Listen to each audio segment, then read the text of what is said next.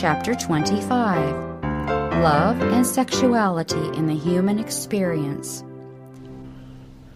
Note, Ellen White lived and worked in a day when great restraint was exercised in speaking publicly or writing about sex and the sexual relationship between husbands and wives. She was married to James White on August 30, 1846, after assuring herself through prayer that this was a proper step. It should be noted that she was well into her ministry, for she had for 20 months been the recipient of visions from the Lord. As a result of this union with James White, she gave birth to 4 sons, born in 1847, 1849, 1854, and 1860. It was in the 1860s, the decade of 2 basic health reform visions, June 6, 1863, and December 25, 1865, that Ellen G. White began to discuss matters relating to sex. Statements in later years provided some elaboration. In referring to sexual intercourse in marriage, she employed such terms as privilege of the marriage relation, privilege of the family relation, sexual privileges. To gain an accurate and balanced concept of Ellen White's teaching in this delicate field, statement should be placed with statement. The balance revealed in many of the statements should be observed. Careful note should be taken of the meaning of the words employed. Terms such as passion and propensities are at times used.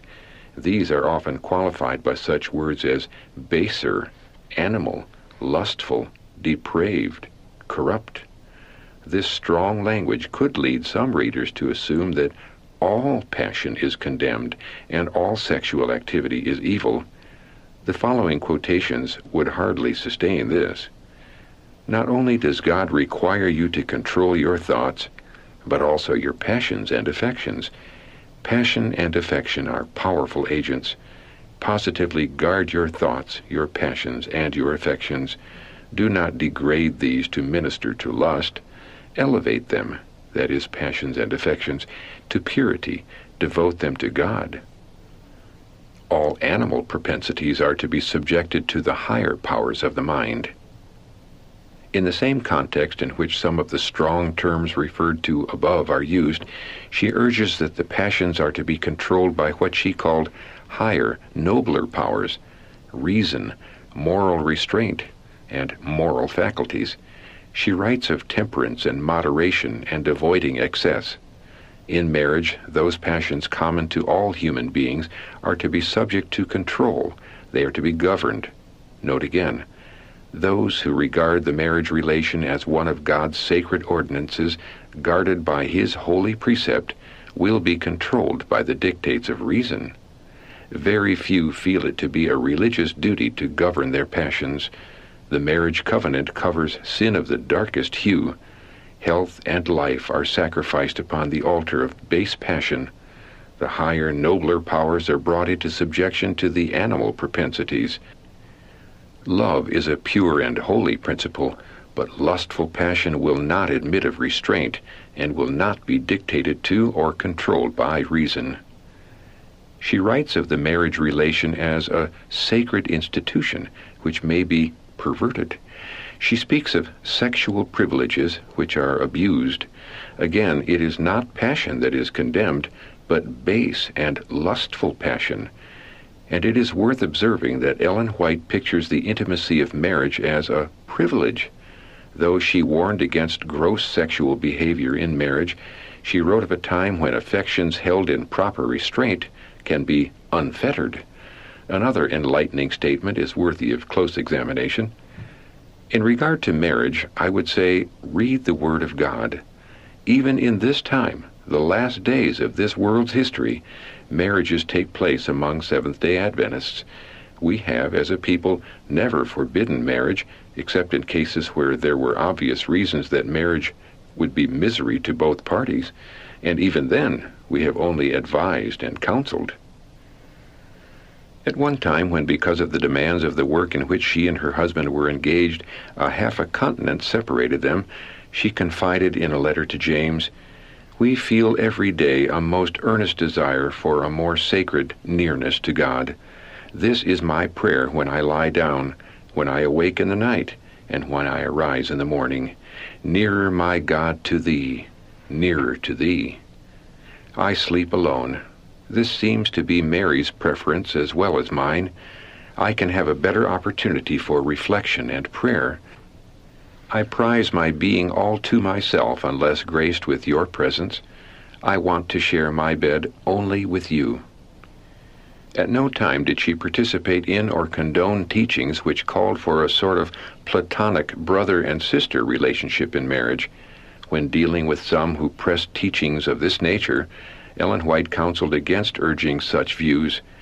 To dwell on them, she wrote, opened the way for Satan to work upon the imagination so that impurity instead of purity would result. For every lawful, God-given privilege, Satan has a counterfeit to suggest. The holy, pure thought he seeks to replace with the impure.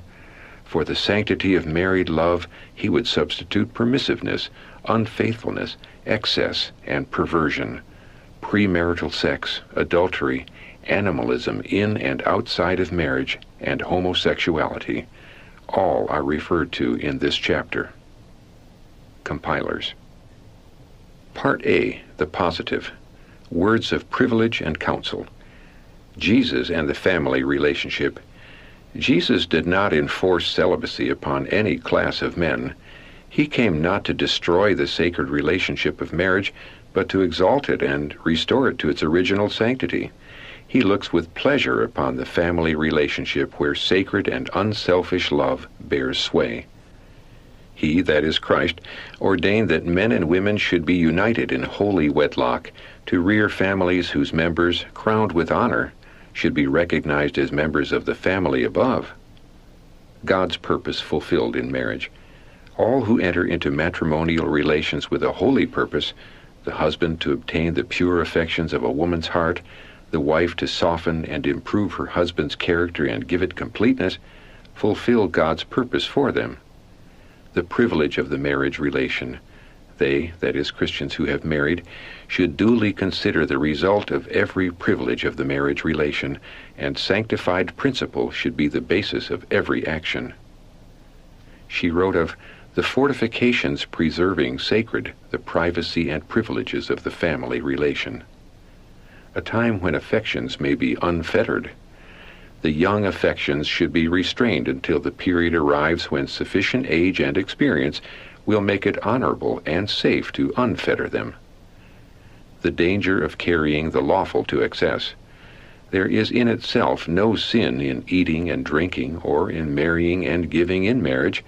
It was lawful to marry in the time of Noah, and it is lawful to marry now, if that which is lawful is properly treated and not carried to sinful excess. In Noah's day, it was the inordinate, excessive love of that which in itself was lawful, when properly used, that made marriage sinful before God. There are many who are losing their souls in this age of the world by becoming absorbed in the thoughts of marriage and in the marriage relation itself. God has placed men in the world, and it is their privilege to eat, to drink, to trade, to marry, and to be given in marriage, but it is safe to do these things only in the fear of God. We should live in this world with reference to the eternal world. Marriage no license for giving loose rein to lustful passions. Very few feel it to be a religious duty to govern their passions. They have united themselves in marriage to the object of their choice, and therefore reason that marriage sanctifies the indulgence of the baser passions.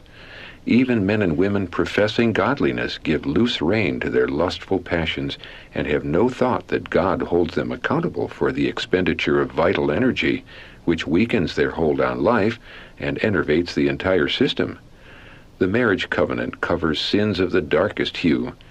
Men and women professing godliness debase their own bodies through the indulgence of the corrupt passions, and thus lower themselves beneath the brute creation.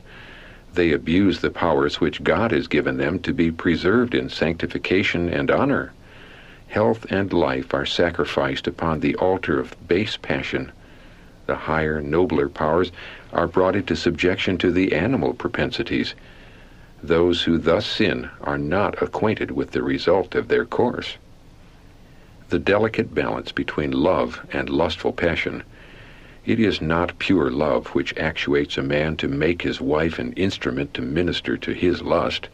It is the animal passions which clamor for indulgence. How few men show their love in the manner specified by the apostle, even as Christ also loved the church and gave himself for it, that he might not pollute it, but sanctify and cleanse it, that it should be holy and without blemish. Ephesians chapter 5, verses 25 through 27. This is the quality of love in the marriage relation which God recognizes as holy. Love is a pure and holy principle, but lustful passion will not admit of restraint, and will not be dictated to or controlled by reason. It is blind to consequences. It will not reason from cause to effect. Many women are suffering from great debility and settled disease because the laws of their being have been disregarded. Nature's laws have been trampled upon. The brain nerve power is squandered by men and women, being called into unnatural action to gratify base passions, and this hideous monster, base, low passion, assumes the delicate name of love. Love versus the passion of the natural human heart. Love is not unreasonable, it is not blind, it is pure and holy, but the passion of the natural heart is another thing altogether. While pure love will take God into all its plans and will be in perfect harmony with the Spirit of God, passion will be headstrong, rash, unreasonable, defiant of all restraint, and will make the object of its choice an idol. In all the deportment of one who possesses true love, the grace of God will be shown. Dictates of reason to control. Those who regard the marriage relation as one of God's sacred ordinances, guarded by His holy precept, will be controlled by the dictates of reason. Keep confidences within the sacred family circle. Around every family there is a sacred circle that should be kept unbroken. Within this circle no other person has a right to come. Let not the husband or the wife permit another to share the confidences that belong solely to themselves. Part B, the negative. Words of restraint and caution. Marriage not designed to cover sensuality and base practices. God never designed that marriage should cover the multitude of sins that are practiced. Sensuality and base practices in a marriage relation are educating the mind and moral taste for demoralizing practices outside the marriage relation. Sexual excesses endangering health and life. It is not pure, holy love which leads the wife to gratify the animal propensities of her husband at the expense of health and life. It may be necessary to humbly and affectionately urge, even at the risk of his displeasure, that she cannot debase her body by yielding to sexual excess. She should, in a tender, kind manner, remind him that God has the first and highest claim upon her entire being, and that she cannot disregard this claim, for she will be held accountable in the great day of God. Sexual excess will effectually destroy a love for devotional exercises, and will take from the brain the substance needed to nourish the system, and will most effectively exhaust the vitality. Perversion of a sacred institution. Because they have entered into the marriage relation, many think that they may permit themselves to be controlled by animal passions. They are led on by Satan, who deceives them and leads them to pervert this sacred institution. He is well pleased with the low level which their minds take, for he has much to gain in this direction. He knows that if he can excite the baser passions and keep them in the ascendancy, he has nothing to be troubled about in their Christian experience, for the moral and intellectual faculties will be subordinate, while the animal propensities will predominate and keep in the ascendancy, and these baser passions will be strengthened by exercise, while the nobler qualities will become weaker and weaker. The abuse in marriage of sexual privileges. The animal passions, cherished and indulged, become very strong in this age, and untold evils in the marriage life are the sure results. In the place of the mind being developed and having the controlling power, the animal propensities rule over the higher and nobler powers until they are brought into subjection to the animal propensities. What is the result? Women's delicate organs are worn out and become diseased. Childbearing is no more safe. Sexual privileges are abused. Men are corrupting their own bodies, and the wife has become a bed servant to their inordinate, base lusts until there is no fear of God before their eyes. To indulge impulse that degrades both body and soul is the order of the marriage life. Prenatal influences. Satan seeks to debase the minds of those who unite in marriage that he may stamp his own hateful image upon their children.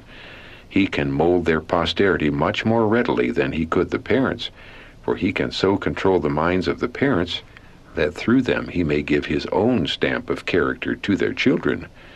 Thus many children are born with the animal passions largely in the ascendancy, while the moral faculties are but feebly developed. These children need the most careful culture to bring out, strengthen, and develop the moral and intellectual powers that these may take the lead. The degrading process. The mind of a man or woman does not come down in a moment from purity and holiness to depravity, corruption, and crime. It takes time to transform the human to the divine, or to degrade those formed in the image of God to the brutal or the satanic. By beholding, we become changed. Though formed in the image of his Maker, man can so educate his mind that sin which he once loathed will become pleasant to him. As he ceases to watch and pray, he ceases to guard the citadel, the heart, and engages in sin and crime.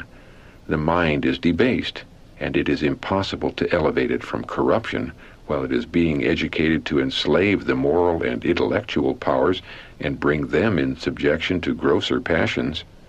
Constant war against the carnal mind must be maintained, and we must be aided by the refining influence of the grace of God, which will attract the mind upward and habituate it to meditate upon pure and holy things. Counsel to women. I write with a distressed heart that the women in this age, both married and unmarried, too frequently do not maintain the reserve that is necessary. They act like coquettes. They encourage the attentions of single and married men, and those who are weak in moral power will be ensnared. These things, if allowed, deaden the moral senses and blind the mind so that crime does not appear sinful. Thoughts are awakened that would not have been if woman had kept her place in all modesty and sobriety. She may have had no unlawful purpose or motive herself, but she has given encouragement to men who are tempted and who need all the help they can get from those associated with them. By being circumspect, reserved, taking no liberties, receiving no unwarrantable attentions, but preserving a high moral tone and a becoming dignity, much evil might be avoided. Women as tempters. Shall not the women professing the truth keep strict guard over themselves, lest the least encouragement be given to unwarrantable familiarity? They may close many a door of temptation if they will observe at all time strict reserve and propriety of deportment. Women are too often tempters.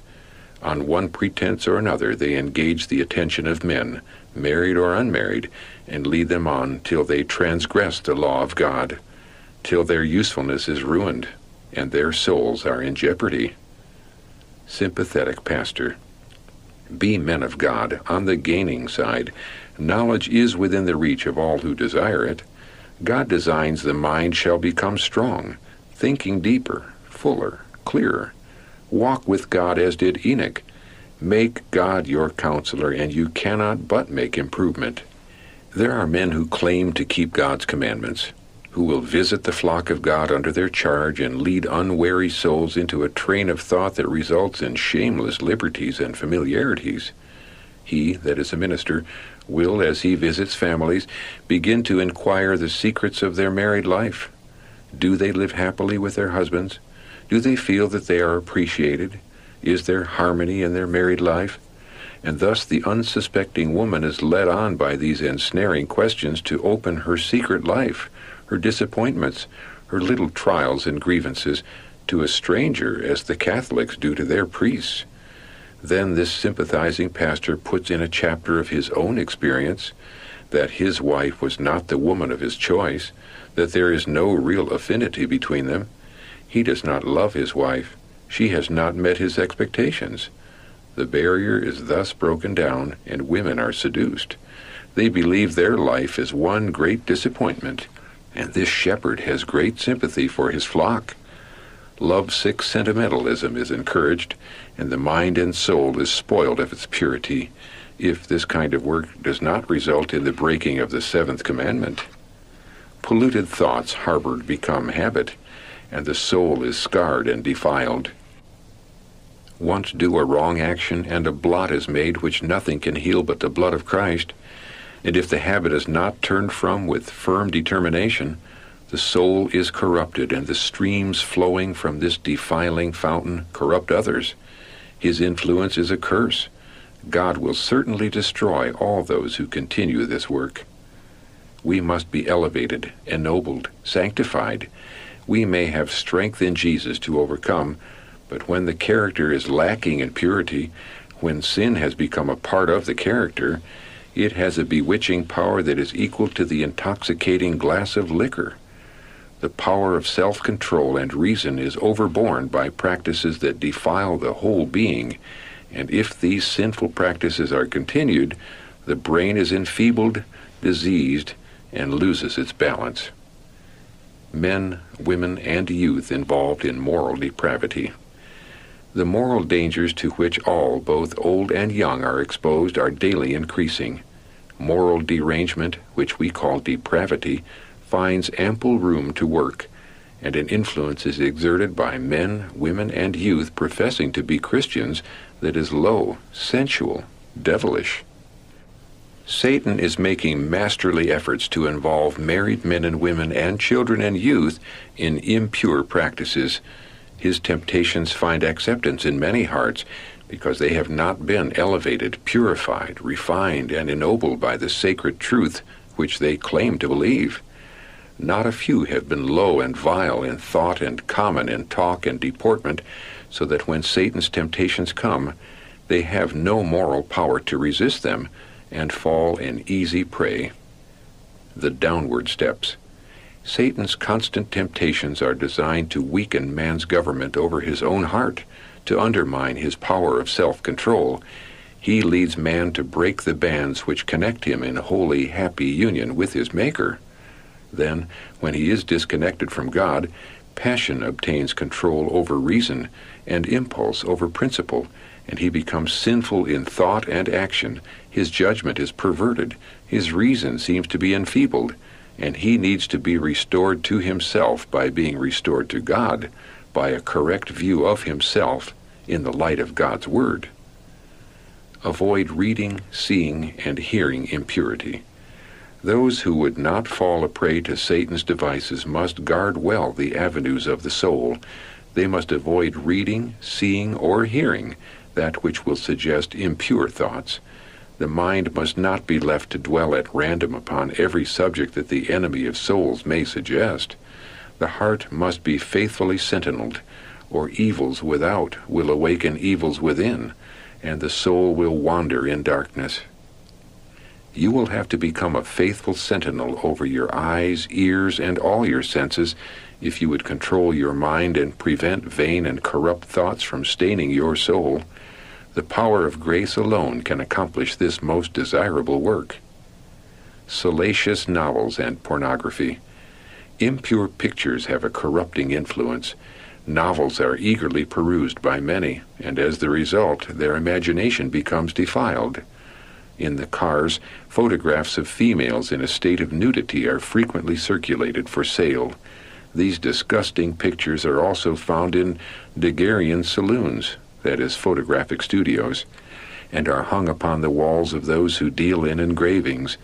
This is an age when corruption is teeming everywhere. The lust of the eye and corrupt passions are aroused by beholding and by reading. The mind takes pleasure in contemplating scenes which awaken the lower and baser passions. These vile images, seen through defiled imagination, corrupt the morals and prepare the deluded, infatuated beings to give loose rein to lustful passions. Then follow sins and crimes which drag beings formed in the image of God down to a level with the beasts, sinking them at last in perdition. Avoid reading and seeing things which will suggest impure thoughts. Cultivate the moral and intellectual powers. The mind, the determining factor. Said Paul, "With my mind serve I the law of God."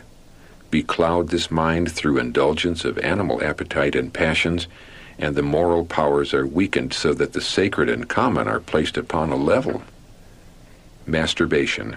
Note: the author treats this subject at length in Testimonies, Volume 2, pages 346 to 353 and 480 to 482, and the out-of-print pamphlet An Appeal to Mothers, 1864. See Child Guidance, Section 17, Preserving Moral Integrity, pages 439 to 468, for a comprehensive coverage of the subject drawn from all published and unpublished sources. Compilers. Youth and children of both sexes engage in moral pollution, that is masturbation, and practice this disgusting, soul and body destroying vice. Many professed Christians are so benumbed by the same practice that their moral sensibilities cannot be aroused to understand that it is sin, and that if continued, its sure results will be utter shipwreck of body and mind. Man, the noblest being upon the earth, formed in the image of God, transforms himself into a beast. He makes himself gross and corrupt. Every Christian will have to learn to restrain his passions and be controlled by principle. Unless he does this, he is unworthy of the Christian name. Some who make high profession do not understand the sin of self-abuse and its sure results. Long-established habit has blinded their understanding. They do not realize the exceeding sinfulness of this degrading sin, which is enervating the system and destroying their brain nerve power. Moral principle is exceedingly weak when it conflicts with established habit. Solemn messages from heaven cannot forcibly impress the heart that is not fortified against the indulgence of this degrading vice. The sensitive nerves of the brain have lost their healthy tone by morbid excitation to gratify an unnatural desire for sensual indulgence. The brain nerves which communicate with the entire system are the only medium through which heaven can communicate to man and affect his inmost life. Whatever disturbs the circulation of the electric currents in the nervous system lessens the strength of the vital powers, and the result is a deadening of the sensibilities of the mind.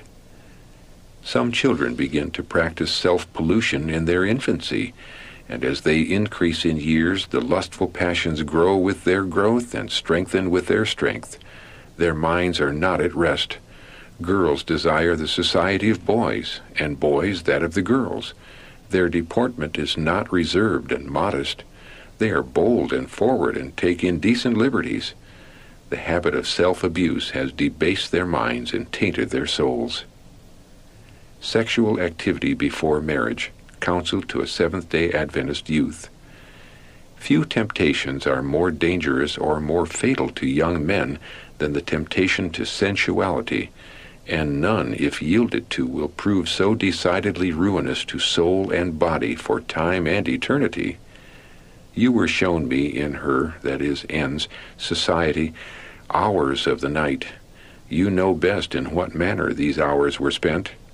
You called on me to speak whether you had broken God's commandments. I ask you, have you not broken them? How was your time employed hours together, night after night? Were your position, your attitude, your affections such that you would want them all registered in the ledger of heaven? I heard things that would make angels blush. No young man should do as you have done to N, unless married to her, and I was much surprised to see that you did not sense this matter more keenly. Why I write now is to implore you for your soul's sake to dally with temptation no longer. Make short work in breaking this spell that, like a fearful nightmare, has brooded over you. Cut yourself loose now and forever. if you have any desire for the favor of God. You have spent hours of the night in her company because you were both infatuated. In the name of the Lord, cease your attention to N or marry her. You might as well marry her as to be in her society and conduct yourselves as only man and wife should conduct themselves toward each other. If through the period of your life you wish to enjoy the society of N, as you now appear to enjoy it and be fascinated with it, why not go a step farther than you already have, and make yourself her lawful protector, and have an undisputed right to devote the hours you choose in her company? Your acts and conversation are offensive to God. Homosexuality, Sodom's particular sin. We are not ignorant of the fall of Sodom because of the corruption of its inhabitants. The prophet has here, that is Ezekiel chapter 16, verse 49, specified the particular evils which led to dissolute morals. We see the very sins now existing in the world which were in Sodom, and which brought upon her the wrath of God, even to her utter destruction. Sins of the antediluvians and of Sodom on the increase. Everywhere are seen wrecks of humanity, neglected family altars, broken up families. There is a strange abandonment of principle, a lowering of the standard of morality. The sins are fast increasing, which cause the judgments of God to be poured upon the earth in the flood and in the destruction of Sodom by fire. Invading the church today. Impurity is today widespread, even among the professed followers of Christ. Passion is unrestrained. The animal propensities are gaining strength by indulgence, while the moral powers are constantly becoming weaker. The sins that destroyed the antediluvians and the cities of the plain exist today, not merely in heathen lands, not only among popular professors of Christianity, but with some who profess to be looking for the coming of the Son of Man. If God should present these sins before you as they appear in His sight, you would be filled with shame and terror. Shutting the eyes to light. Indulgence of the baser passions will lead very many to shut their eyes to the light, for they fear that they will see sins which they are unwilling to forsake. All may see if they will. If they choose darkness rather than light, their criminality will be none the less. Why do not men and women read and become intelligent upon these things which so decidedly affect their physical, intellectual, and moral strength? God has given you a habitation to care for and preserve in the best condition for His service and glory. Your bodies are not your own. Part C, Balance and Victory. Words of promise and hope.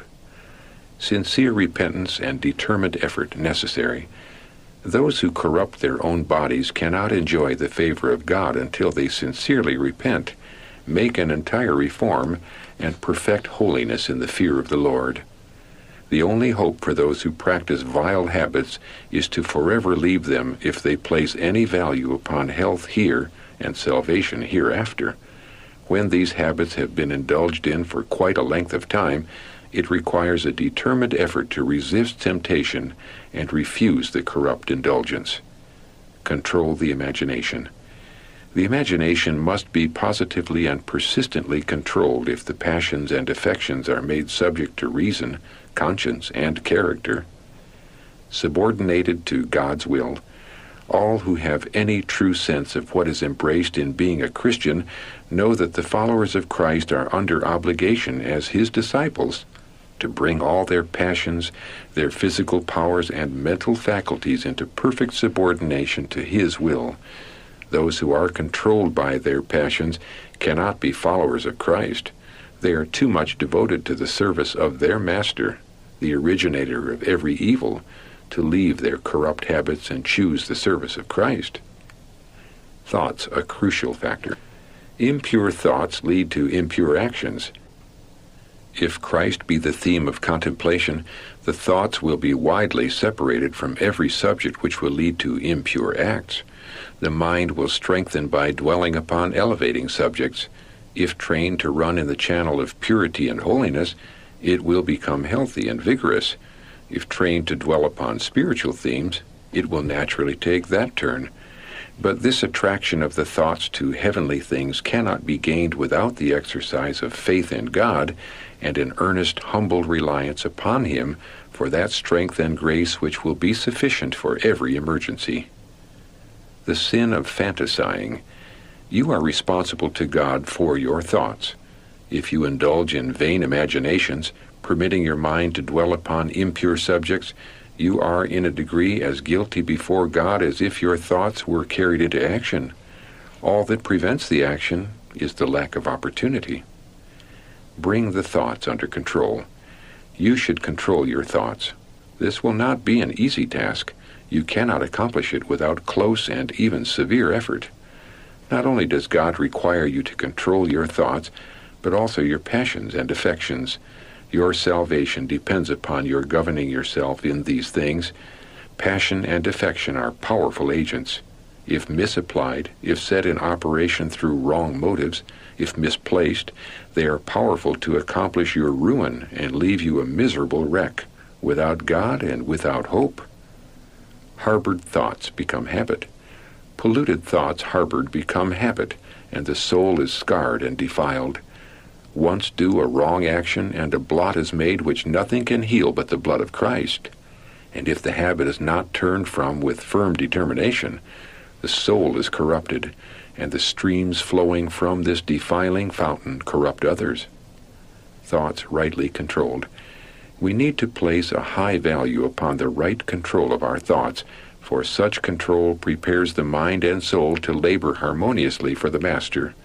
It is necessary for our peace and happiness in this life that our thoughts center in Christ.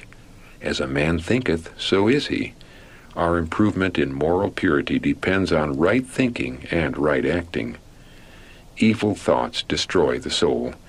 The converting power of God changes the heart, refining and purifying the thoughts.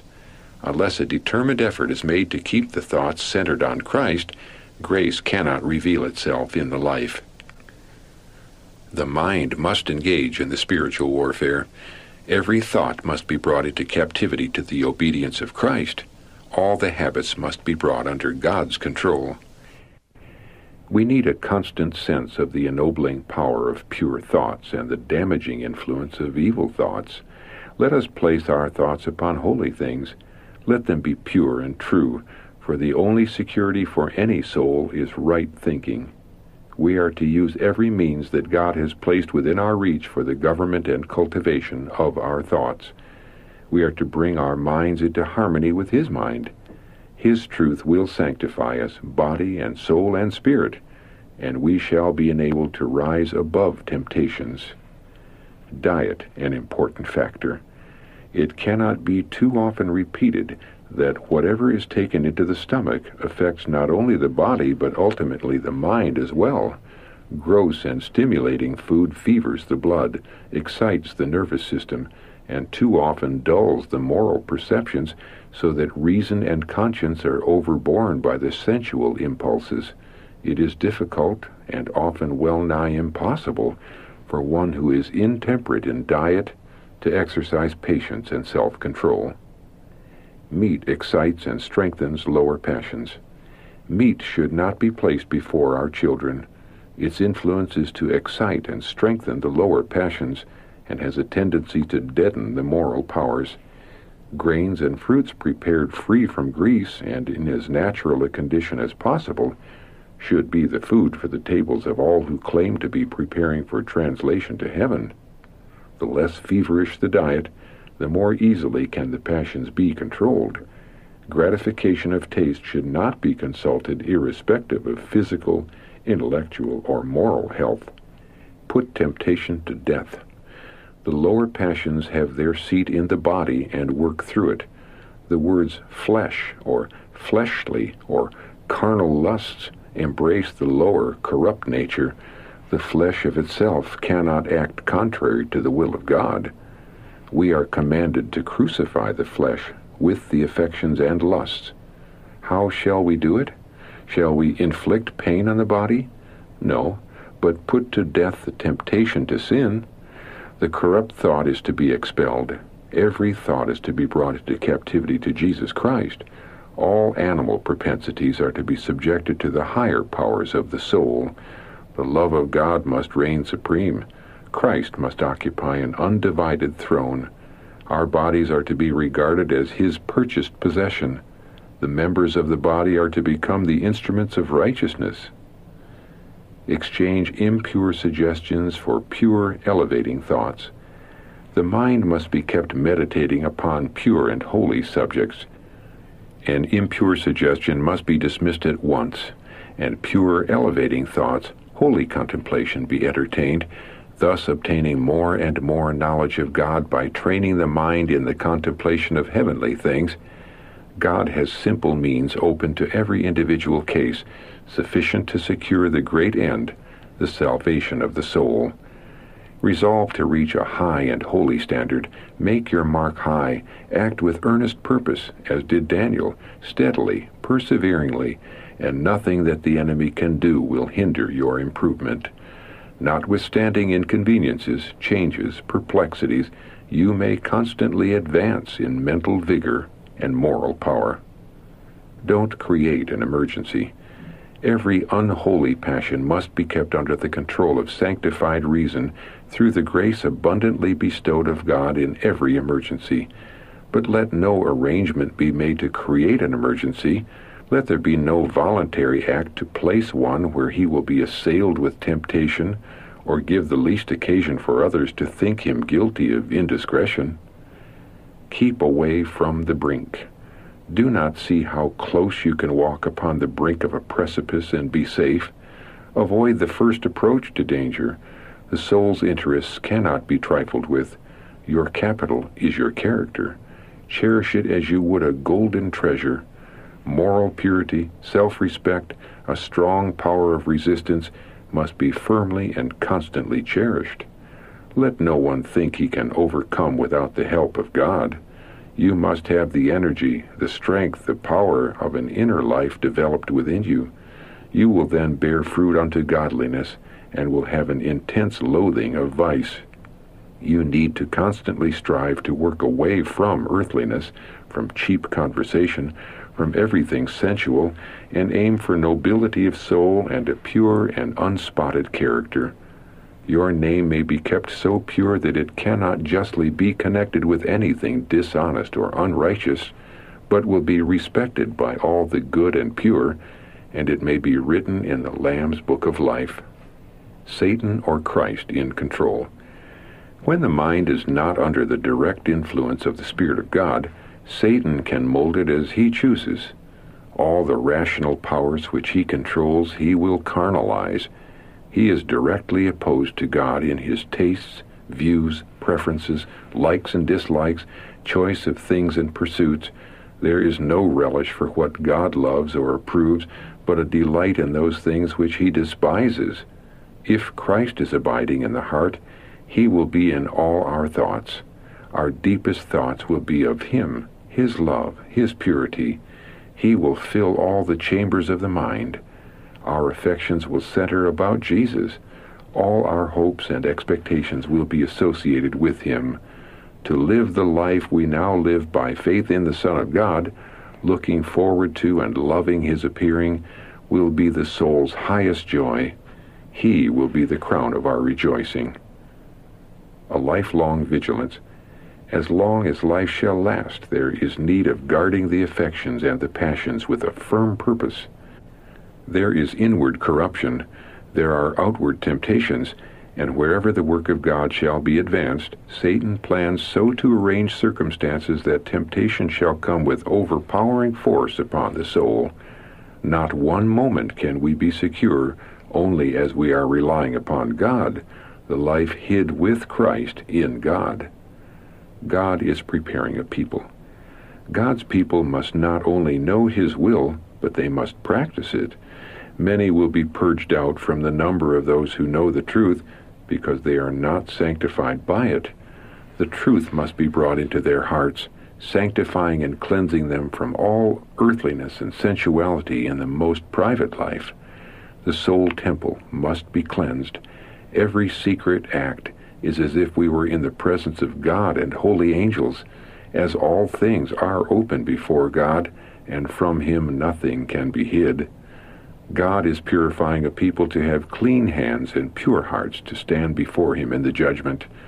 The standard must be elevated, the imagination purified, the infatuation clustering around debasing practices must be given up, and the soul uplifted to pure thoughts, holy practices. All who will stand the test and trial just before us will be partakers of the divine nature, having escaped, not participated in, the corruptions that are in the world through lust.